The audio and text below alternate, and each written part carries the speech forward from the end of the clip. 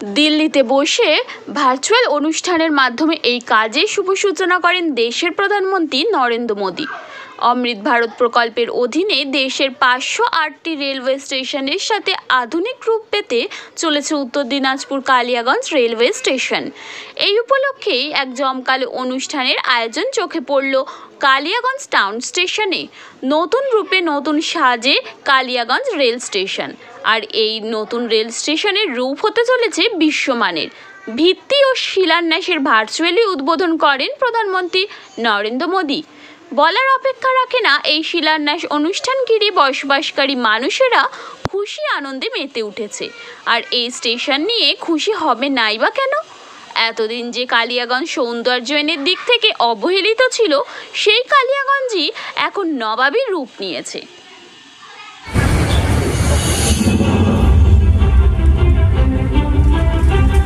भारत के करीब 1300 प्रमुख रेलवे स्टेशन अब अमृत भारत रेलवे स्टेशन के तौर पर विकसित किए जाएंगे। उनका पुनर्विकास हो, आधुनिकता के साथ हो। इसमें से आज 508 अमृत भारत स्टेशनों के पुनर्निर्माण का काम शुरू हो रहा है और इन 508 अमृत भारत स्टेशन के नवनिर्माण पर करीब 25,000 करोड़ रुपए खर्च किए जाएंगे। आप कल्पना कर सकते हैं, ये देश के इंफ्रास्ट्रक्चर के लिए, रेलवे के लिए और सबसे बड़ी बात है मेरे देश के सामान्य नागरिकों के लिए ये कितना बड़ा अभियान होने वाला है। इसका लाभ देश के लगभग सभी राज्यों को मिलेगा। जैसे यूपी में इसके लिए करीब 4,500 करोड़ रुपए के खर्च से 55 अमृत स्टेशन को विकसित किया जाए। राजस्थान के भी 55 railway station Amrit Bharat station बनेंगे। एमपी में 1,000 करोड़ रुपए के खर्च से 34 स्टेशन का कायाकल्प होने वाला है। महाराष्ट्र में 44 स्टेशन के विकास के लिए 1,500 करोड़ रुपए से ज्यादा खर्च होंगे। तमिलनाडु, कर्नाटका और केरला के भी प्रमुख स्टेशन को अमृत भारत स्टेशन के रूप में विकसित किया जाए। मैं अमृत काल के प्रारंभ में इस ऐतिहासिक अभियान के लिए रेल मंत्रालय की सराहना करता हूं और सभी देशवासियों को बधाई देता हूं। साथियों, आज पूरी दुनिया की दृष्टि भारत पर है। वैश्विक स्तर पर भारत की साख बढ़ी है। भारत को लेकर दुनिया का रवैया बदला है और इसकी दो प्रमुख बातें हैं, दो मुख्य वजह हैं। पहली, आप देशवासी, भारत के लोगों ने करीब 3 दशक बाद, 30 साल बाद देश में पूर्ण बहुमत की सरकार बनाई। वो पहली वजह। और दूसरी वजह है, पूर्ण बहुमत की सरकार ने उसी स्पष्टता के साथ जनता जनार्दन की उनकी भावना का आदर करते हुए बड़े बड़े निर्णय लिए। चुनौतियों के स्थायी समाधान के लिए अविरत काम की। आज भारतीय रेलवे भी इसका प्रतीक बन चुकी है। बीते वर्षों में रेलवे में ही जितना काम हुआ है, उसके आंकड़े, उसकी जानकारी हर किसी को पसंद भी करती है, हैरान भी कर देती है। जैसे दुनिया में south Africa, Ukraine, Poland, UK और स्वीडन जैसे देशों में जितना रेल नेटवर्क है, उससे ज्यादा रेल ट्रैक हमारे देश में इन 9 वर्षों में बिछाए गए हैं। कल्पना करिए स्केल, साउथ कोरिया, न्यूजीलैंड और ऑस्ट्रेलिया जैसे देशों का जितना रेल नेटवर्क है, उससे ज्यादा ट्रैक भारत ने अकेले पिछले साल बनाए हैं। एक साल में भारत में आज आधुनिक ट्रेनों की संख्या भी तेजी से बढ़ रही है। आज देश का लक्ष्य है कि रेलवे की यात्रा हर यात्री के, हर नागरिक के सुलभ भी हो और सुखद भी हो। अब ट्रेन से लेकर स्टेशन तक आपको एक बेहतर, एक उम्दा से उम्दा एक्सपीरियंस देने का प्रयास है।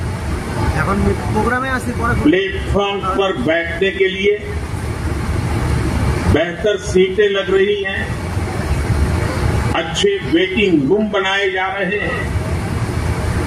आज देश के हजारों रेलवे स्टेशनों पर मुफ्त वाईफाई की सुविधा है। हमने देखा है इस मुफ्त इंटरनेट का कितने ही युवाओं ने लाभ उठाया।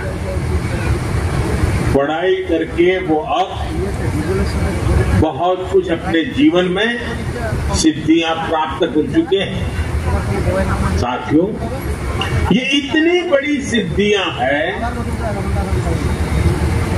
जिस प्रकार से रेलवे में काम हुआ है, किसी भी पीएम का मन कर जाएगा कि इनका जिक्र 15 अगस्त को लाल किले से करें। और जब 15 अगस्त सामने है तो मन बहुत ही लालायित होता है कि उसी दिन इसकी चर्चा करूं।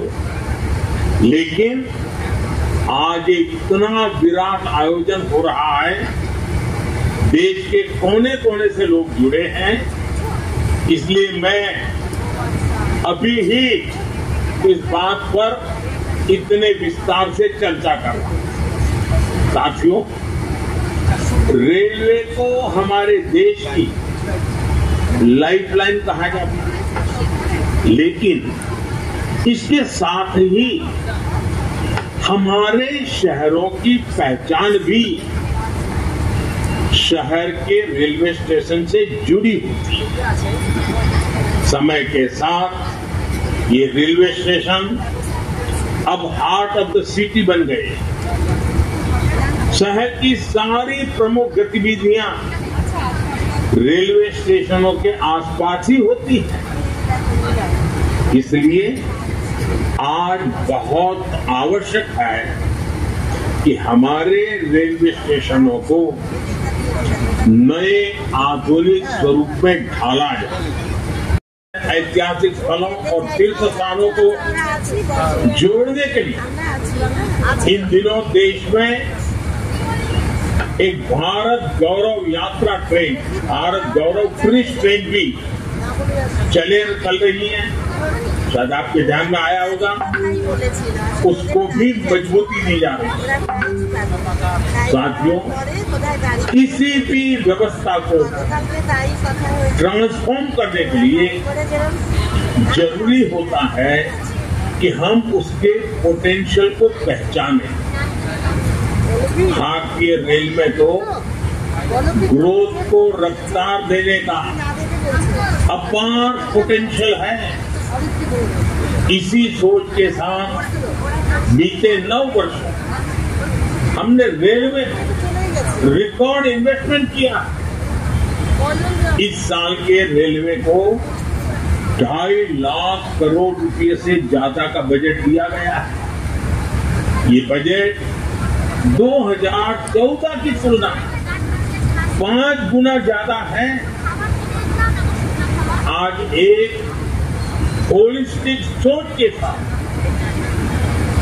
रेलवे के समग्र विकास के लिए काम हो रहा है। इन 9 वर्षों में लोकोमोटिव उत्पादन में भी 9 गुना की वृद्धि हुई है। आज देश में पहले की अपेक्षा 13 गुना ज्यादा HLP कोच बन रहे हैं। साथियों, नॉर्थ ईस्ट में रेलवे के विस्तार को भी हमारी सरकार ने प्राथमिकता दी। रेलवे लाइनों का दोहरीकरण हो, गेज परिवर्तन हो, इलेक्ट्रिफिकेशन हो, नए रूट्स का निर्माण हो, इस पर तेजी से काम किया जा रहा है। जल्द ही पूर्वोत्तर के सभी राज्यों की राजधानियां रेलवे नेटवर्क से जुड़ जाएगी। नागालैंड में 100 साल बाद दूसरा रेलवे स्टेशन बना है। नॉर्थ ईस्ट में नई रेल लाइनों की कमीशनिंग भी पहले के मुकाबले 3 गुना ज्यादा हो रही है। साथियों, पिछले 9 वर्षों 2200 किलोमीटर डेडिकेटेड फ्रेट कॉरिडोर भी बनाए गए हैं। इसकी वजह से माल गाड़ियों के ट्रेवल टाइम में काफी कमी आई है।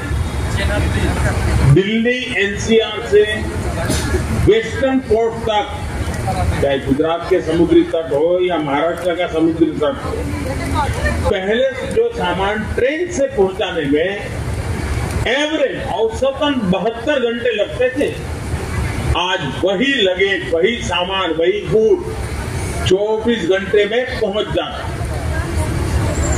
ऐसे ही दूसरे रूट्स पर भी टाइम में 40% की कमी आई है। ट्रैवल टाइम में कमी आने का मतलब है कि मालगाड़ियों की गति बढ़ी है और सामान भी अब ज्यादा तेजी से पहुंच रहा है।